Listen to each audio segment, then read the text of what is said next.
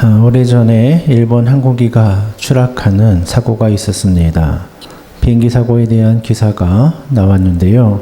한 승객에 관한 이야기였습니다. 이 사람은 비행기가 흔들리고 긴급한 안내 방송이 나오는 것을 들으면서 이제 마지막일 수 있다고 생각했습니다. 그래서 수첩을 꺼내서 가족들에게 보내는 마지막 편지를 썼다고 합니다. 그 내용을 보니까요. 나의 사랑하는 아내, 당신은 나에게 정말 축복이었습니다. 당신 때문에 나는 인생을 살만한 용기와 의욕을 날마다 얻게 되었습니다. 비행기를 타기 전에 차려준 식탁의 아름다움은 절대로 잊지 못할 것 같습니다. 당신은 언제나 나를 섬겨주었으니 나는 당신의 사랑을 잊지 않을 것입니다. 그리고 나의 아들아, 너를 볼 때마다 아빠는 삶에 대한 힘을 얻었단다. 아빠가 없어도 너는 여전히 아빠가 자랑스러워하는 사람으로 살아갈 것을 믿는단다. 이 사람은 마지막 순간에 이렇게 가족들에게 편지를 남겼습니다. 만약에 지금 이 순간이 마지막이라고 생각하면 가장 솔직하고 가장 하고 싶은 말을 하게 될 것입니다. 이 땅에 오신 예수님께서도 이제 마지막을 준비할 때가 되었습니다. 예수님에게 있어서 마지막 사역은 십자가이었습니다. 모든 사람들이 죄를 지고 십자가에서 죽는 것이 예수님의 마지막 사역이었습니다. 예수님께서는 이 마지막 사역을 시작하기 위해서 제자들을 불러 모았습니다. 그리고 제자들에게 예수님께서 누구신지를 보여주셨습니다. 우리는 지난 시간에 살펴보았던 마태복음 16장의 말씀을 통해서 예수님께서 마태복음 16장 이전에는 자신을 그리스도라 드러내지 않았다는 것을 함께 나누었습니다. 그러니까 예수님께서는 스스로 구원자요 하나님의 아들로 오신 것이라는 것을 스스로 드러내지 않으셨다는 것입니다. 그 이유는 하나님의 때가 되지 않았기 때문이었습니다. 그러나 이제는 예수님께서 십자가를 준비하기 위해서 스스로 그리스도임을 드러내고 계십니다. 그리고 예수님께서는 또 한 가지를 가르쳐 주었죠. 하나님의 아들로 오신 예수님께서 이 땅에 왕이 되기 위해서 오신 분이 아니라 십자가에 죽으시기 위해서 오셨다는 것이었습니다. 당시에 많은 사람들은 예수님을 따라다니면서 예수님 따라가면 성공할 것이라고 생각했습니다. 예수님께서 유다의 왕이 되시면 자신들도 한 자리 차지할 수 있을 것이라 생각하였습니다. 그러나 하나님의 아들로 오신 예수님은 성공을 위해서 가는 상향성의 삶을 걸어가신 것이 아니라 낮은 곳으로 가는 하향성의 삶을 선택하셨습니다. 만약에 우리도 예수님의 제자이라면 예수님처럼 낮은 곳으로 가야 하고 또 겸손의 길로 가야 합니다. 그리고 이야기는 오늘 읽은 17장, 마태복음 17장의 말씀으로 이어집니다. 1절의 말씀을 보면 엿새 후에 라는 말씀으로 시작을 합니다. 여기서 엿새 후라는 것은 예수님께서 자신을 그리스도로 드러내신 후에 엿새가 흘렀다라는 뜻이죠. 예수님께서 자신을 그리스도라고 드러내신 이후에 몇 명의 제자를 데리고 산으로 올라가는 장면이 오늘 본문에 나옵니다.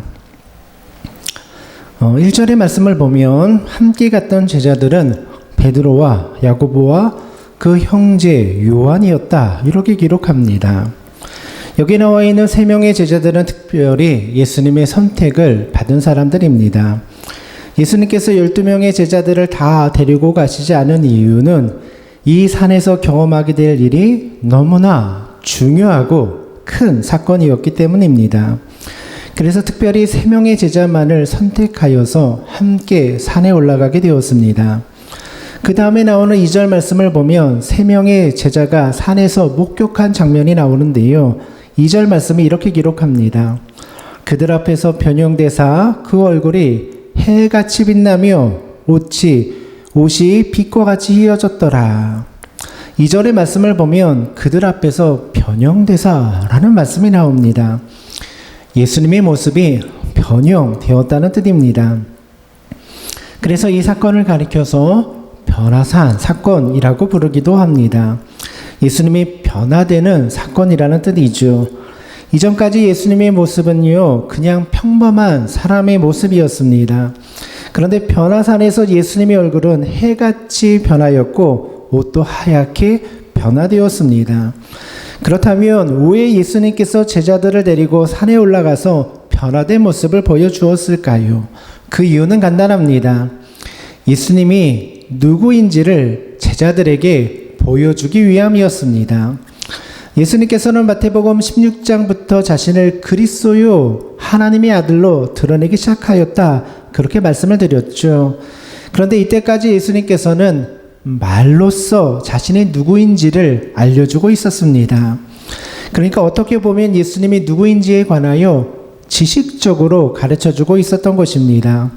그러나 이제는 예수님께서 실제로 제자들에게 자신의 모습을 보여주고 있는 겁니다. 어떻게 보면 변화산에서 제자들이 보았던 예수님의 모습이 진짜 예수님의 모습이었던 것이죠.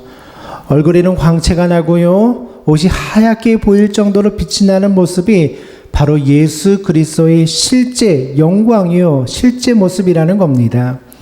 그러니까 제자들이 변화산에서 보았던 예수님의 모습은 진짜 하나님의 아들로 오신 예수 그리스도의 모습을 그대로 보여주고 있는 것입니다.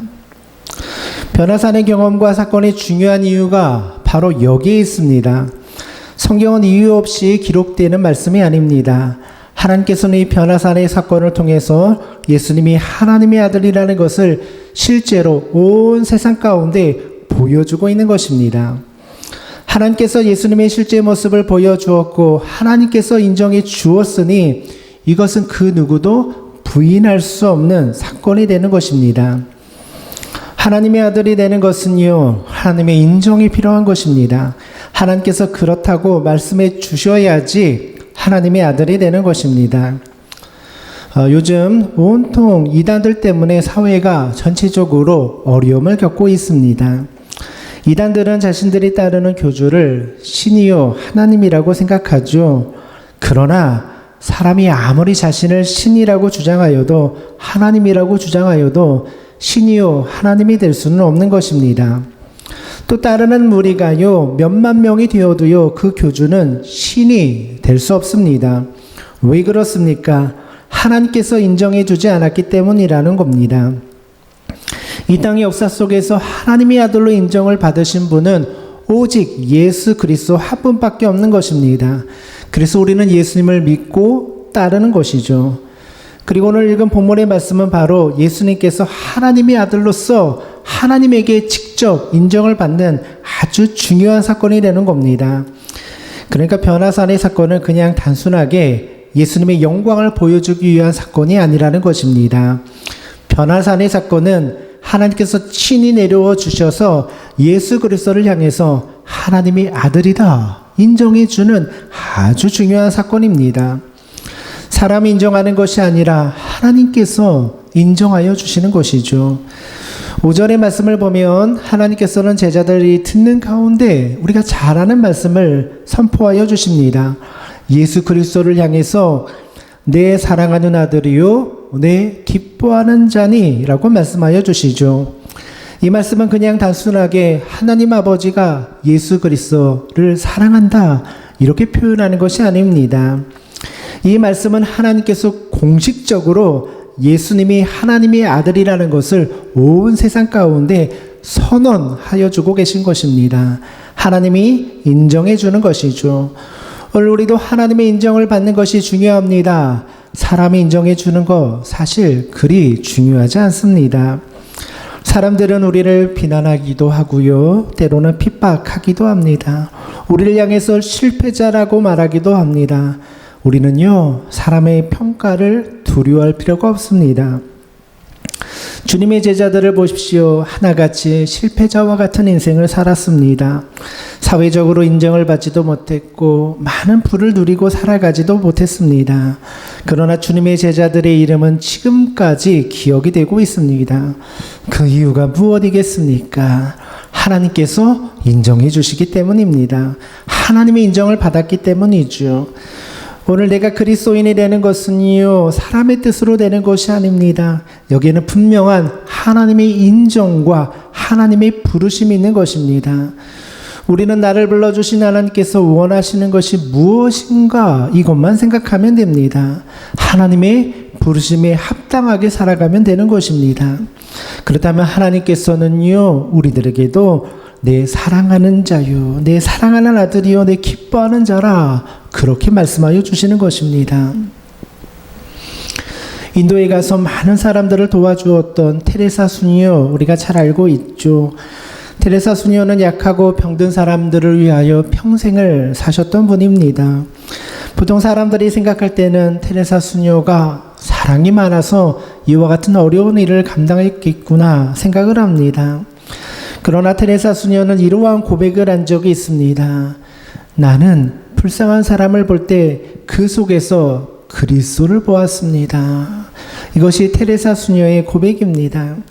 그러니까 테레사 수녀가 어려운 사람들을 도와준 것은 약한 사람들을 도와주는 것이 주님을 도와주는 것과 같다. 이 말씀을 믿고 따랐기 때문이라는 겁니다. 그래서 테레사 수녀는 어려운 사람들을 볼 때마다 그 안에 계신 함께 하시는 예수 그리스도를 발견했던 겁니다. 항상 누구를 보고 있습니까? 예수님을 바라보고 있었던 겁니다. 예수님을 바라보고 예수님 때문에 헌신하고 또 사역하였던 것이죠. 우리도 주님을 위해서 일하기 위해서는요, 예수님 바라보고요, 예수님 눈치를 보아야 합니다. 예수님이 인정하여 주는 것이면 그것으로 충분한 것입니다. 세상적으로 볼 때 실패한 것처럼 보이고 세상적으로 욕을 좀 얻어 먹어도 괜찮습니다. 우리를 인정해주고 평가해주는 분은요, 바로 주님이시기 때문이죠. 예수님을 따라갔던 세 명의 제자는 단순하게 예수님께서 편하다는 모습만을 보았던 것은 아닙니다. 오늘 보면 3절의 말씀을 보니까요, 그때 모세와 엘리야가 예수와 더불어 말하는 것이 그들에게 보이거늘 이라고 되어 있습니다.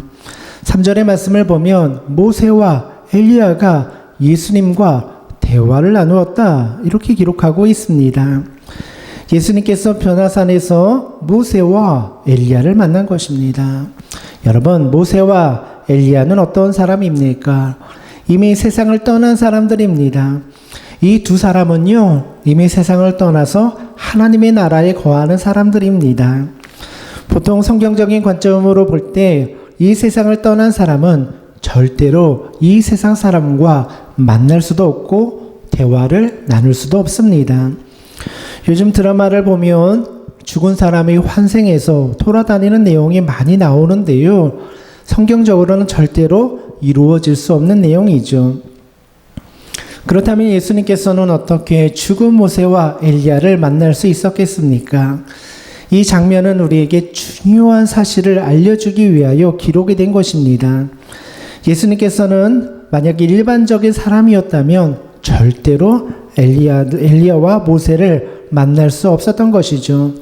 그러나 예수님께서는 일반적인 사람이 아니었기 때문에 모세와 엘리야를 만날 수 있었다는 겁니다.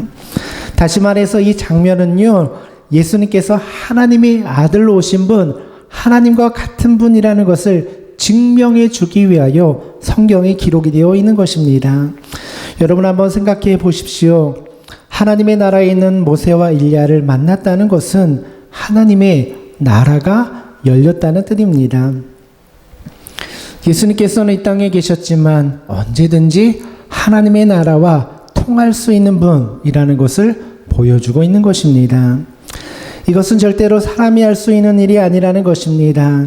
사람의 입으로는요, 하나님의 나라를 열 수도 없고요, 하나님의 나라에 있는 사람과 대화를 나눌 수도 없습니다. 누가 하나님의 나라를 열고 하나님의 나라에 갈 수 있습니까? 그것은 오직 하나님의 아들로 오신 예수 그리스도만 가능하다라는 겁니다. 예수님은 하나님의 아들로 오신 분이기 때문에 이 땅에서 하나님의 나라를 열 수도 있고 하나님의 나라와 연결될 수 있는 분이라는 것을 보여주고 있는 겁니다. 그러니까 이 장면은 모세와 엘리야가 중요한 것이 아니라 모세와 엘리야를 통해서 예수님이 누구인지를 보여주고 있는 말씀이죠. 마태복음 16장에서 예수님께서 질문하셨던 내용과 이 본문의 말씀이 연결되고 있는 거예요. 예수님이 뭐라고 질문했습니까? 너희는 나를 누구라 하느냐? 이렇게 물으셨죠. 그리고 오늘 읽은 마태복음 17장에서는 예수님께서 스스로 어떤 분인지를 보여주고 계신 것입니다. 그러니 예수님과 함께 이 모든 장면을 목격하였던 베드로, 야고보, 요한은요, 정말 복받은 사람이죠. 예수님의 실제 모습을 직접 눈으로 보았던 겁니다. 비록 우리는 베드로, 야고보, 요한처럼 변화산의 예수님을 목격할 수는 없을지 모르겠습니다. 그러나 우리도 예수님을 바라보고 따라가면요, 천국 경험할 수 있습니다. 어떻게 가능합니까? 예수님이 바로 천국을 연결해주는 다리 역할을 해주시기 때문입니다. 우리는 예수님을 통해서 천국의 맛을 볼 수 있습니다. 누가복음 17장 21절 말씀에 잘 아는 말씀이 나오죠. 또 여기 있다 저기 있다고도 못하리니 하나님의 나라는 너희 안에 있느니라. 하나님의 나라는 이미 우리 안에 있다고 말씀하여 주십니다.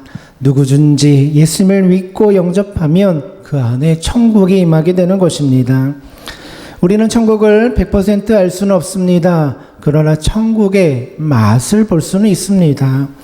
예수님을 만나면 천국의 기쁨이 이런 것이구나. 예수님을 만나면 천국의 평안이 이런 것이구나. 알 수 있는 것입니다. 우리가 예수님을 믿고 따라가면 그 안에서 우리는 천국을 발견하게 됩니다. 그래서 우리는요, 일단 예수님 만나야 되고요, 천국도 경험해야 됩니다. 우리가 주님의 제자들처럼 열심히 기도하고 주님 바라보고 나갈 때 천국이 우리 마음속에 임하게 되는 겁니다. 그러면 우리들의 믿음이 달라지게 되어 있습니다. 만나고 체험한 믿음은요, 그냥 지식적으로 하는 믿음과는 다를 수밖에 없는 겁니다. 우리도 주님의 제자들처럼 변화산에 올라가서 예수님이 누구인지를 직접 체험하고 만나볼 수 있어야 합니다. 세 명의 제자들은 예수님이 변화된 모습을 보았고 천국의 맛도 보았습니다. 그 경험이 너무나 황홀하고 좋았던 것 같습니다. 그래서 그 다음에 베드로는 이렇게 말합니다. 4절 말씀을 보면 주여 우리가 여기 있는 것이 좋사오니 초막셋을 짓고 그냥 여기 살면 안 되겠습니까? 이게 베드로의 말이었습니다. 베드로는 변화산의 체험이 너무나 좋았던 것 같습니다. 그래서 계속 변화산에 머물고 싶은 마음이 있었습니다. 계속 기쁨이 넘치고 계속 황홀경에 살고 싶었던 겁니다. 그러나 예수님께서는요, 변화산에 머물러 계실 수가 없었습니다. 예수님께서는 사명이 남아 있었기 때문이죠. 예수님의 사명은 변화산에서 영광을 누리는 것이 아니라 산 아래로 내려가서 십자가를 지는 것이었습니다. 왜 예수님께서 우리에게 변화산의 체험을 주십니까? 왜 예수님께서 우리에게 은혜를 체험하게 하여 주십니까? 그 이유는 그 은혜의 마음을 가지고 십자가의 사명을 감당하게 만들기 위함입니다. 우리는 어린아이처럼 계속해서 변화산에 머물러 있을 수 없는 겁니다. 어느 정도 훈련을 받고 은혜를 체험했으면 다시 세상 가운데 나가서 십자가 지고 주님의 사명을 감당해야 하는 것입니다. 그렇다면 우리가 산 아래로 내려가서 이 십자가의 사명을 감당하기 위해서 우리에게 필요한 것이 무엇이겠습니까? 오늘 5절 말씀을 보면 하나님께서는 제자들에게 이렇게 말씀하십니다. 너희는 그의 말을 들으라. 이 주님의 말씀입니다. 그러니까 예수 그리스도의 말을 듣고 따르라는 겁니다. 우리가 십자가의 길을 걷기 위해서 반드시 필요한 것은 예수님의 말씀을 듣고 순종하는 것입니다. 예수님의 말씀을 듣는다는 것은 예수님을 하나님의 아들로 인정하고 믿는 것을 의미하죠. 여기서 바로 십자가의 능력이 시작이 되는 겁니다. 예수님께서는 오늘 우리에게도 동일하게 말씀하여 주십니다. 이제는 산 아래로 내려가서 자기 십자가를 지라 말씀하여 주십니다. 이 사명을 감당하기 위해서는 무엇보다 예수님의 말씀을 들어야 하는 것입니다. 믿음 생활은 듣는 것입니다. 내 말을 하는 것이 아니라 정말 예수 그리스도의 말씀을 듣는 것이 믿음입니다. 자꾸만 들어서 내 생각이 죽어지고 예수님의 말씀으로 살게 되는 것, 이것이 바로 믿음입니다. 만약에 예수님의 말씀을 무시해버리고 내 말만 주장하고 살아간다면 그 사람은 믿음으로 살아간다 말할 수 없는 것이죠. 오늘은 사순절 네 번째 주간입니다. 사순절은 십자가를 묵상하는 절기입니다. 십자가는 나를 죽이는 것입니다. 그리고 내 안에 예수 그리스도가 드러나는 것입니다. 가만히 보면 내 안에 죽어야 되는 옛 사람들 정말 많이 있습니다. 내 마음대로 살아가는 내 입술, 내 주장, 나의 계획들 다 십자가 앞에 죽어야 합니다. 내 생각과 욕심대로 살아가는 모습도 십자가에 죽어야 합니다. 옛사람의 모습이 십자가에 죽을 때 내 안에 그리스도의 모습이 나타나게 됩니다. 사랑하는 성도 여러분, 사순절을 보내면서 다시 십자가 앞에 서시고 예수님께서 걸어가신 십자가의 길을 묵상하며 보내시는 우리 믿음의 성도님들 되시기를 주님의 이름으로 축원드립니다.